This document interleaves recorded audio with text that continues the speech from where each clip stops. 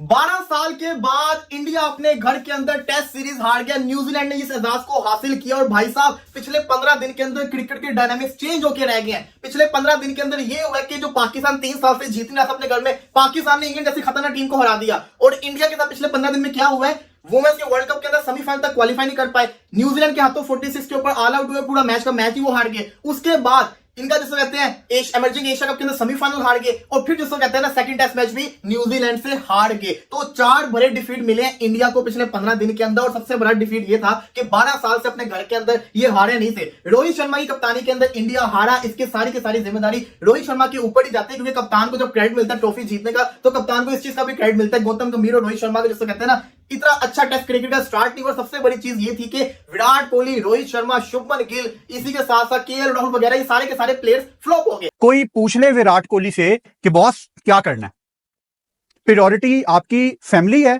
मैं अगेन इस टॉपिक पे बात नहीं करना चाहता, बट अगेन ये बात बार बार आ जाती है। विराट कोहली की क्लियरली ना डायरेक्शन चेंज है करियर की। ये कोई मैं आज से बात नहीं कह रहा भाई, ये लाखों करोड़ों विराट के फैंस अंदर ही अंदर जानते हैं कि विराट की ना अब डायरेक्शन थोड़ी चेंज लगती है। मतलब वो इंडियन टीम के साथ ट्रेवल नहीं करते, उनकी अपनी बड़ी कमिटमेंट्स हैं। लो जी, विराट कोहली अकेला मुंबई लैंड हो रहा है, विराट कोहली अकेला कानपुर पहुंच गया है। मतलब ये क्या गेम से बड़े लोग हैं? आप जितने मर्जी बड़े ब्रांड बन जाएं, आप जितने मर्जी प्लेयर हो जाएं, आप उतने ही इंपॉर्टेंट हैं जितने टीम के 10 बंदे बाकी इंपॉर्टेंट हैं। कि 11 मिलके एक टीम बनाते हैं इंडिया, एक टीम। और उनमें से अगर एक को आप दई जा रहे हैं लेवरेज के भाई, तो जो मर्जी कर तो रिजल्ट तो फिर तुम्हारे सामने है। रोहित शर्मा को तो मैंने कल भी कहा था ना कि 7 खून माफ हैं।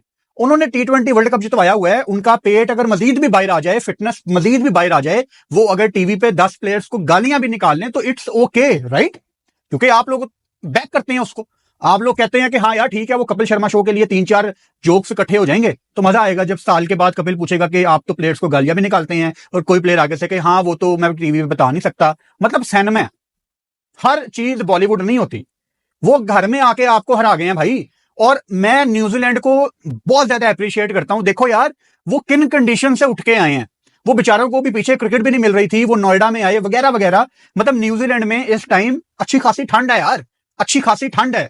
ठंड से मेरा मतलब है आप उनको उठा के अपनी ये ह्यूमिडिटी, गर्मी, बारिश, पुणे की गर्मी में आप उनको ले आए बैंगलोर की ह्यूमिडिटी में। मतलब पूरा गेम टाइम भी नहीं मिल रहा, टोटल ऑपोजिट कंडीशंस। और इतना बॉल स्पिन हो रहा है पहले दिन से। उनका सेटनर, उन्होंने आपको हिलने नहीं दिया भाई। ऊपर से वो विराट कोहली का कंट्रोवर्शियल डिसीजन, आप आज कह सकते हैं कि जी अंपायर्स कॉल, लेकिन यही है अंपायर्स कॉल। वो किसी दिन आपको बहुत ज्यादा फायदा पहुंचाएगी, किसी दिन वो आपको बड़ी नुकसान पहुंचाएगी। मुझे वो अंपायर्स कॉल का डिसीजन मेरी समझ में नहीं आता। अगर बॉल स्टंप्स को हिट कर रही है तो इट शुड बी आउट, सीधी सी बात है। ये फजूल एक अंपायर्स कॉल का रूल है।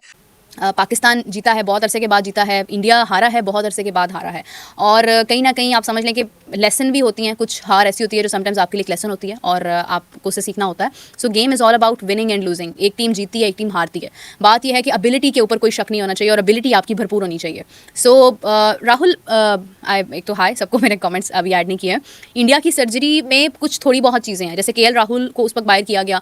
इसके बाद अब किसको बाहर होना चाहिए आप लोग बेहतर जानते हैं, आप लोग ही बता सकते हैं कि ये चीज़ किस तरह से ठीक हो सकती है, किसी को बाहर होना चाहिए या नहीं होना चाहिए। इस वक्त पूरी टीम का तसलसल कायम नहीं हो रहा, मतलब एक कंसिस्टेंसी कायम नहीं हो रही है। तो अगर कोई बाहर चला भी जाता है, केएल राहुल गया, रिजल्ट सेम रहे, कोई फ़र्क नहीं पड़ा उसकी वजह से। तो एक टीम जो मुश्किल खेल रही है, जो अच्छा खेल रही है, सैंटनर की अगर मैं बात करूँ तो वो definitely he is on fire, बहुत अच्छा खेल रहे हैं और मुश्किल सूरत हाल पैदा की है उन्होंने इंडिया के लिए। इंडिया के मैदानों में उनको एक टफ टाइम दिया है। अच्छी बात यह है कि इंडिया एक ऐसी टीम के साथ मुकाबला हुआ और हार मतलब सामने आई जो कि एक मुश्किल टीम थी, जो कि अच्छा खेल रहे हैं। मतलब एक ऐसी सिचुएशन के जिसमें कोई ये नहीं कह सकता है कि भाई ये तो मतलब इसमें क्या है, ये तो कोई भी जीत सकता है। जैसे पाकिस्तान बांग्लादेश से हारा था तो उस वक्त एक ये वाइब थी कि एक आसान टीम थी और जीतने को आया तो पाकिस्तान इंग्लैंड से जीत गया। सो बात यह है कि यहाँ पर अगर हम देखते हैं, इंडिया एक मुश्किल टीम थी न्यूजीलैंड और वो अच्छा खेल रहे थे, no doubt they played very well. आसान टीम थी और जीतने को आया तो पाकिस्तान इंग्लैंड से जीत गया। सो बात यह है कि यहाँ पर अगर हम देखते हैं, इंडिया एक मुश्किल टीम थी न्यूजीलैंड और वो अच्छा खेल रहे थे, no doubt they played very well. कहीं ना कहीं फैसले गलत हुए, कहीं ना कहीं कोशिश जो है उसमें भी प्रॉब्लम आई। माइंडसेट का प्रॉब्लम है, ओवर कॉन्फिडेंस नहीं था, मुझे लग रहा है कि कोई प्रॉब्लम है, मतलब ओवर कॉन्फिडेंस भी नहीं है. New Zealand actually played very well and I think India was not that prepare to deal with New Zealand, because New Zealand ने जिस तरह से, न्यूजीलैंड कब जीता है यार कभी इंडिया से, मतलब न्यूजीलैंड इंडिया के आगे कुछ भी नहीं है. लेकिन अभी जिस तरह से वो खेलते रहे हैं और जिस तरह से उन्होंने खेला है, जिस तरह से उनकी बॉलिंग साइड और बैटिंग साइड ने जिस तरह से डोमिनेट किया है, वो एक्सपेक्टेड नहीं था. 12 सालों के बाद इंडिया घर में हारा है टेस्ट सीरीज. और मतलब मैं लिटरली आपको बताऊं ना, मैं इंडियन क्रिकेट का बहुत बड़ा फैन हूं. मैं पाकिस्तान से ज्यादा इंडियन क्रिकेट का फैन हूं. ये मैं इधर बात कर रहा हूं और ये सबको पता है, जो मुझे देखते हो, जो जितने मुझे जानते हो, सबको पता है कि मैं इंडियन क्रिकेट को कितना करीब से देखता हूं और मैं कितना सपोर्ट करता हूं इंडियन क्रिकेट को. मैं इंडियन क्रिकेट के प्लेयर्स का फैन हूं. मैं विराट कोहली का फैन हूं, मतलब मैं रोहित शर्मा का फैन हूं, मैं शुभमन गिल का फैन हूं, मतलब मैं इन सब का फैन हूं. मैं बेसिकली इंडियन क्रिकेट का फैन हूं. लेकिन 12 सालों के बाद घर में हारना, और ऐसा हारना कि न्यूजीलैंड डोमिनेट करके जा रहा है. यकीन करें, ये किसी भी क्रिकेट फैन के लिए, सिर्फ एक इंडिया के क्रिकेट फैन के लिए नहीं, ये किसी भी क्रिकेट फैन के लिए इस चीज को एक्सेप्ट करना बहुत ही ज्यादा मुश्किल होगा कि इंडिया अपने घर में 12 सालों के बाद टेस्ट सीरीज हार गया. लास्ट बार जब इंडिया टेस्ट सीरीज जीता था, हारा था, तो अलेस्टर कुक कप्तान था इंग्लैंड का, 2-1 से तब वो इंडिया सीरीज हारा था. और ये सीरीज भी इंडिया 2-0 से अभी तो हार गया. मतलब तब मैं अगर अपनी बात करूं तो मैं आई थिंक मैं सिक्स क्लास में था, तो 6th स्टैंडर्ड में था मैं. और अब मेरी ग्रेजुएशन कंप्लीट हुए 1.5 साल हो चुका हुआ है. मतलब इतने लंबे टाइम के बाद, आई थिंक मेरी एज को 11-12 साल होगी जब इंडिया हारा था. इतने लंबे टाइम के बाद जो है वो इंडिया टेस्ट सीरीज हारा है. देखिए, इस टेस्ट सीरीज हारने में, देखो क्रिकेट है, हार जीत होती रहेगी. पैनिक नहीं सबसे पहले करना, मैं आपको बताता हूं पैनिक क्यों नहीं करना. इस सीरीज में दो फर्क थे, मतलब इस सीरीज हारने में 2 डिफरेंस थे. पहले मैच में वो जो लंबे कद का न्यूजीलैंड का बॉलर था, वो रोरके, क्या नाम था उसका, आई थिंक समथिंग इस तरह का कोई नाम था, ठीक है. दूसरे मैच में मिचेल सेंटनर. अब मिचेल सेंटनर कोई यंगस्टर तो है नहीं, या कोई ऐसा नया फेस तो है नहीं जिसको कभी खेला ना हो. हाँ, टेस्ट क्रिकेट में वो इससे पहले इस तरह की बॉलिंग नहीं करके गया, टेस्ट क्रिकेट में उसके लिए ये चीजें नहीं थी. लेकिन मिचेल सेंटनर आता है, पहली इनिंग्स में 7, दूसरी में 6, टोटल मिलाकर 13 विकेटें वो लेकर जाता है. 20 में से 13 मिचेल सेंटनर ले जाता है और टीम इंडिया ये टेस्ट सीरीज हार जाती है.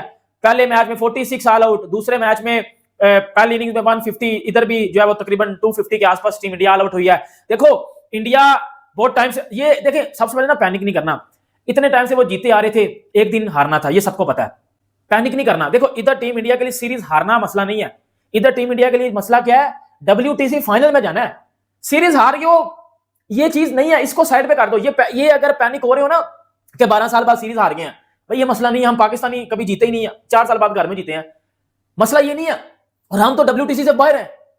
आप WTC फाइनल के लिए सबसे ज्यादा स्ट्रॉन्ग टीम आप हो. सबसे ज्यादा चांसेस WTC के लिए इंडिया के हैं. आपको एक और चीज बताते हैं, 11 बंदों की टीम होती है. इस मैच के अंदर इंडिया ने 10 बल्लेबाज खिलाए थे सिवाय जसप्रीत बुमराह के. आकाशदीप एक प्रॉपर ऑलराउंडर है, अश्विन एक ऑलराउंडर है, जडेजा एक ऑलराउंडर है, प्रॉपर वाशिंगटन सुंदर एक ऑलराउंडर है. इंडिया ने 10 बल्लेबाज खिलाए थे, उसके बावजूद इंडिया की जो टीम है वो सर्वाइव ना कर सकी, क्योंकि न्यूजीलैंड की टीम ने वो काम कर दिया जो कोई नहीं कर सका. पहले टेस्ट मैच के अंदर 3 फास्ट बॉलर खिलाए पिच को रीड करके. दूसरे उन्होंने टेस्ट मैच के अंदर 3 स्पिनर्स खिलाए पिच को रीड करके. उन्होंने सही कंडीशंस को रीड किया और इंडिया को पकड़ लिया बड़े बुरे तरीके से. तो इंडियन क्रिकेट के लिए जो कहते हैं हालात अच्छे नजर आ रहे. इंडिया के लिए आखिरी मैच जीतना मस्ट विन हो चुका होगा अगर बीजीटी के अंदर आपने बचना है. अदरवाइज बीजीटी का जो सिनेरियो बड़ा खतरनाक आ रहा है, और ये ना हो कि WTC का फाइनल शायद इंडिया ना खेल पाए, कुछ भी हो सकता है. तो इस वक्त जो क्रिकेट है वो बिल्कुल चेंज होकर रह गया है. पाकिस्तान ने सुबह विक्ट्री हासिल की, इंडिया अभी हार चुका हुआ है. अब यहां से इंडियन क्रिकेट के लिए लाजमी होगा कि अगला मैच जीते, और सबसे बड़ी जिम्मेदारी आती है रोहित शर्मा के ऊपर, क्योंकि उनकी टेस्ट क्रिकेट के अंदर कोई परफॉर्मेंस नहीं आ रही. 50 करते तब भी आउट हो जाते हैं, वैसे आते साथ ही आउट हो जाते हैं. वो इंडियन क्रिकेट के अब्दुल्ला शफीक बने हुए, यकीन करें.